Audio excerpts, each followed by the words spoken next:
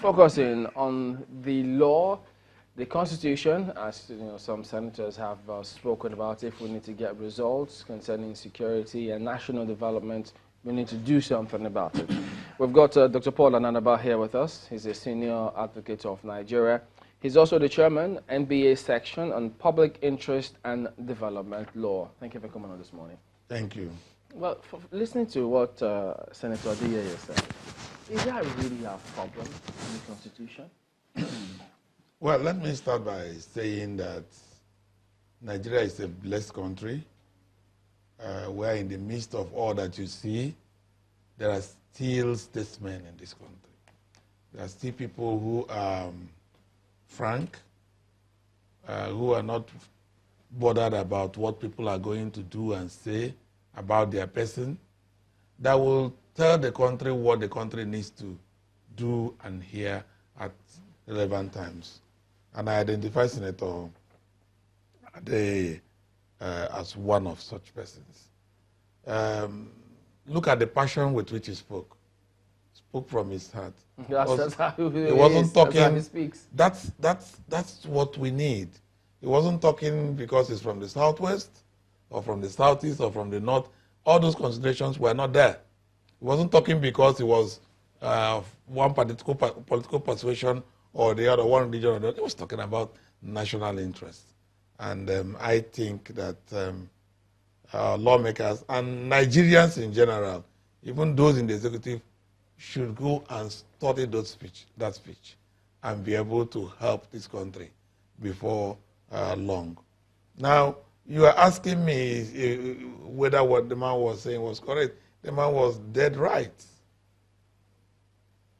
You cannot achieve peace outside the law.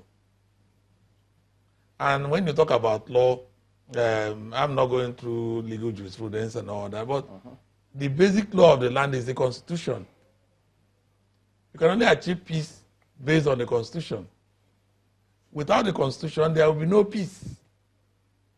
And of course, if you take an action or say anything, I'm going to weigh it against the background of the Constitution. So an institution cannot act outside the Constitution. Part of what when I did say, look, is that really a problem?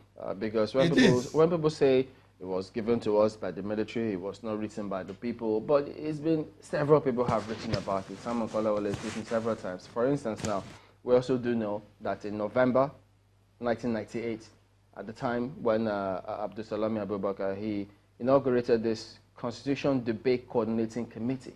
And they were the ones who went about collating the views and recommendations by several Nigerians. Well, I'm not going to read that. I understand that very clearly. So was it? It took 30 days.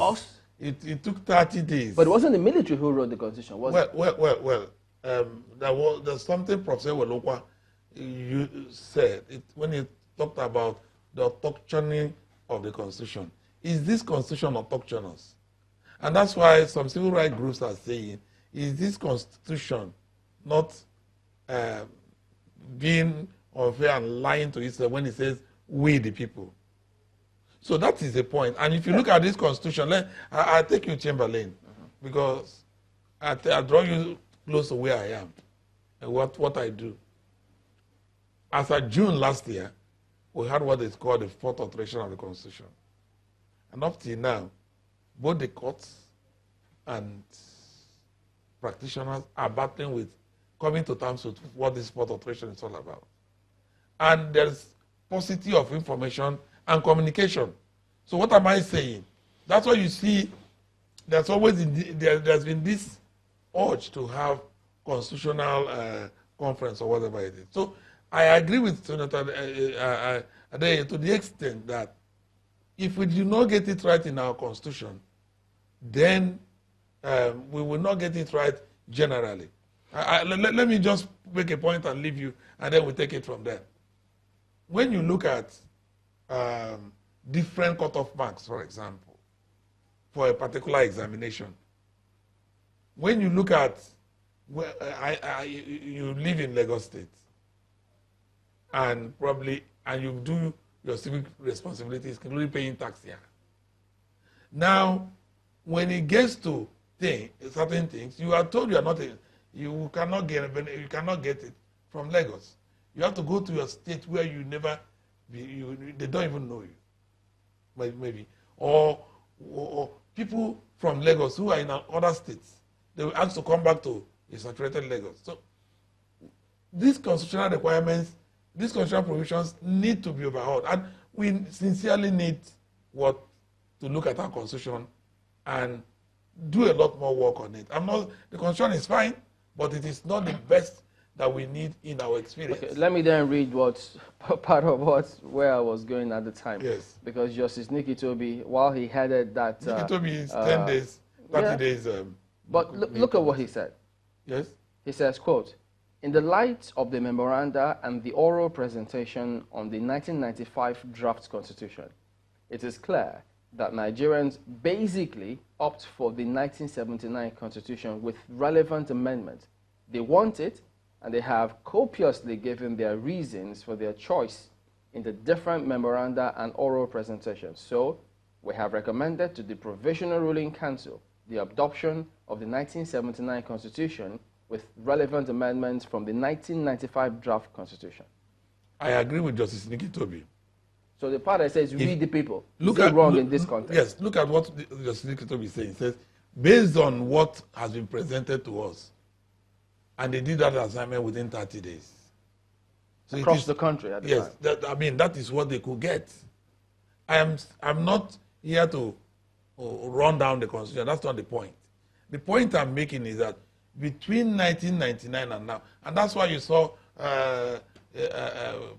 the former President Goodluck Jonathan suddenly, when he was about leaving office, that's when you remember that there should be a constitutional conference or whatever. What we're talking about is that a document as important as our constitution should be given proper consideration. You mean 30 days was not enough for the It was not enough, clearly, and it's shown. Because, remember, General Salami had few days to go.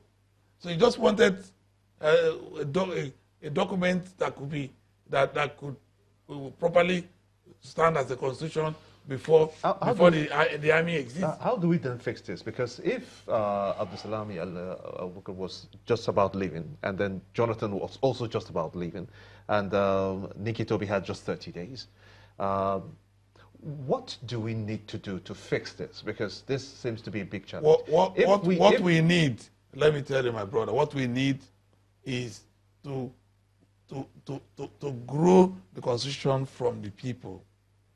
And when assuming there will be a constitutional conference, for example, now, political parties and political leaders will dominate and put in people they want. Is that what happened in 2014?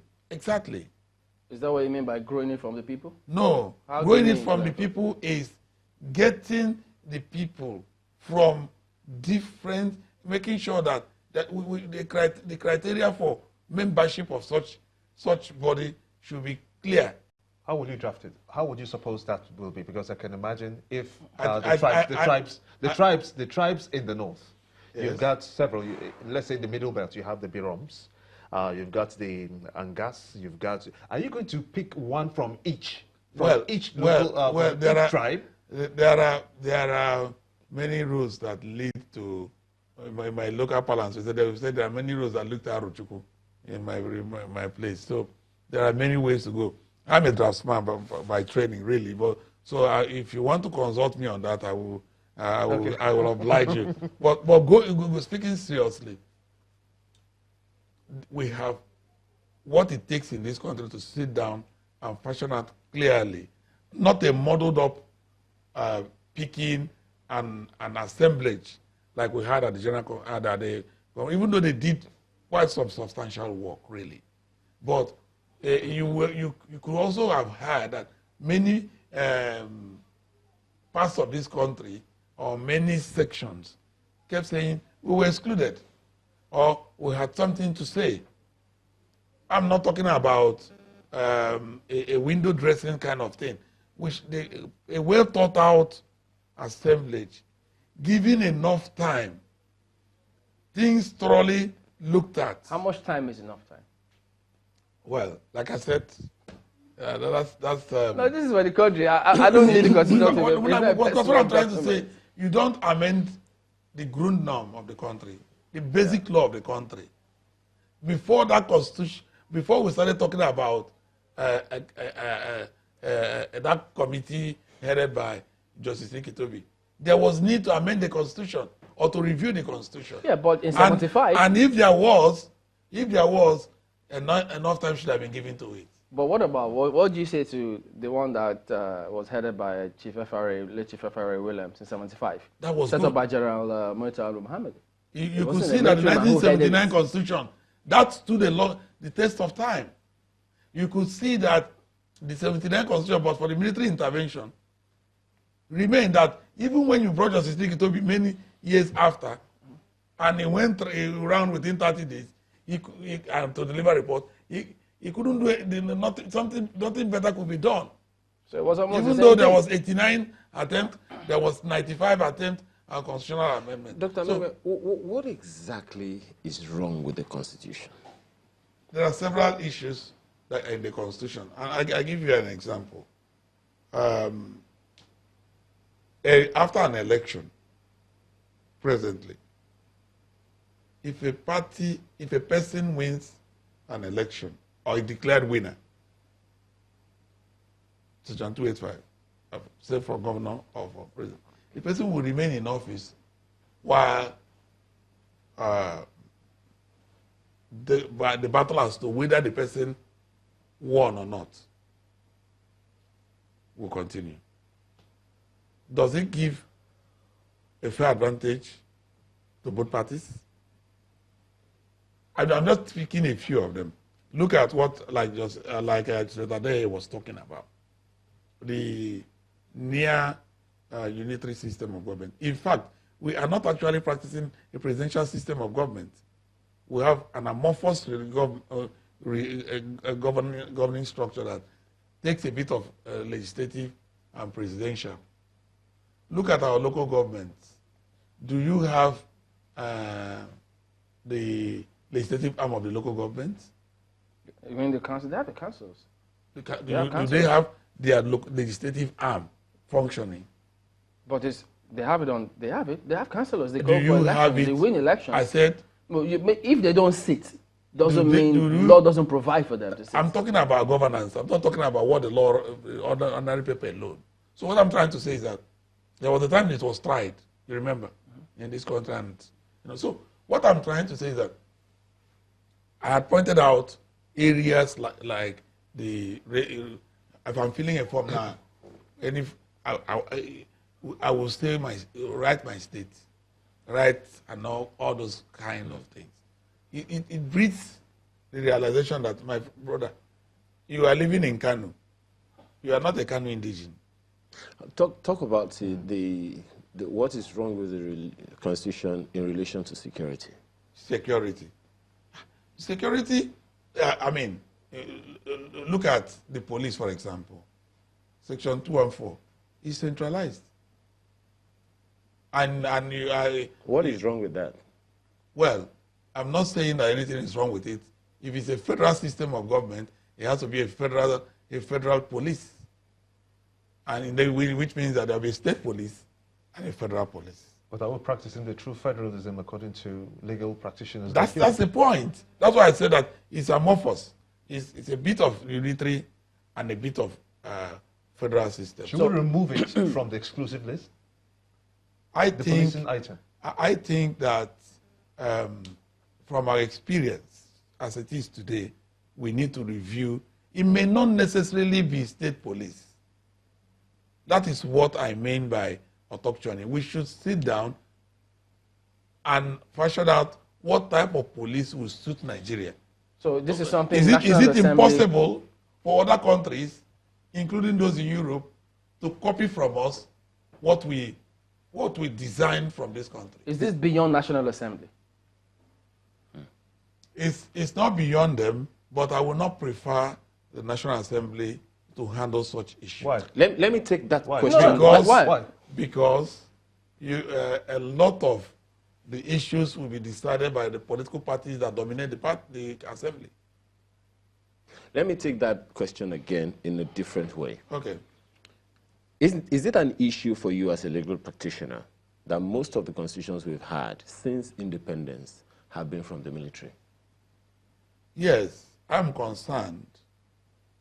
And why does the military have interest in the constitution? Because they need to satisfy Nigerians that they don't want to stay permanently.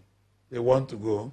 And one of the things to do is to give a constitution that will lead to transition and handover. And I come back to the question that Chamberlain asked. So yes. If we are going to have a constitution drafted by a civil or during a civilian government, who then should do it if not the National Assembly, who's supposed to make laws? No, you see, bringing constitution to life and amending constitution should be looked at differently. Okay. If we want to bring a constitution to life, and that was why the arguments began to arise as to whether the constitution should be signed into law by the president. I know. So a constitution doesn't need signature of the president at any time. A constitution is from the people. Once you are able to get a people constitution, it comes into effect. But there's no provision for referendum in the constitution. No, it's not about referendum. I'm talking about life to the constitution. And, so it is not something, it's not a bill. Constitution doesn't come to life by a bill, but the amendments can. I mean, because there's a process. Yes, the amendment is a process. There's a process, because I'm lost here. How do you give life to the Constitution when there is a process? Are you saying that you will not go through the process? The Constitution is life. It's in itself. It's a Constitution that gives life to the rest of the things you do. But when this talk about the Constitution being given to us by the military, there are those who argue with it, saying, yes, the 75 was a military head of state, but he wasn't the draftsman. The people who drafted it were lawyers. Yeah, I don't have issues with lawyers. I don't have issues with whether it is from military or not. Incidentally, that has been the dominant thing. It doesn't matter who initiates it. The Constitution Drafting Committee headed by Chief Williams was great, and they did well. And I said that up till now, we're virtually practicing the 79 Constitution with some amendments, I would say, because by the time Justice Nikutobi went round, he also came back to 79.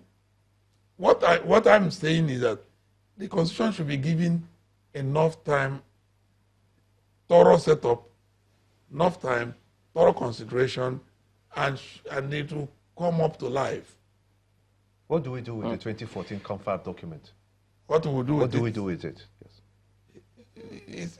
I mean, the government that set it up ought to have known what they would have done with it. Well, we've had constitution conferences, but we still have this kind of complaints. So what should we do? How should we be approaching this so that it will be acceptable to everyone? I don't have all the solutions, but I would imagine that should there be any move in that direction, that each state, each geopolitical zone should sit and articulate what they think should be part of this and part of our constitution. I'm not talking about amendment of constitution. There's a difference. If we're talking about amendment, National Assembly is in place. What should be the constitution of this country? I will imagine that they'll progress it at the regional, each geopolitical zone, and then there'll be a national assemblage, different from this National Assembly now. So how will that national assemblage happen? Assemblage, some criteria should come up to it as to make sure that it reflects every section of the country, professional, artisans, women, market women, children, young people, youths, and as much interest as possible. They now come together with experts and be able to come up with what will reflect as constitution of this country. And I think that's what I think should be done if we look in that direction. But if we choose to go by the amendments we are doing, National Assembly is doing altering the constitution. Are you suggesting that states should have their own constitution? Yes, if we are to continue on the trajectory of federal system, the constitution should be less bulky than what it is. This constitution we have now is, to some extent, difficult to operate. It should be as simple as something close to the American Constitution. And every state should have their own constitution. So that all these nitty-gritties and peculiarities of each state, the Constitution cannot take care of, the present Constitution cannot take care of all the peculiarities of every part of the country. So that things that should be handled by states should be in their Constitution. You go to a state, you look at their Constitution, you know what to do with that state. Not using a Constitution to cure all the problems of the country. It's difficult to do. Look at the United Kingdom. They don't even have one single document as a constitution, and they're operating.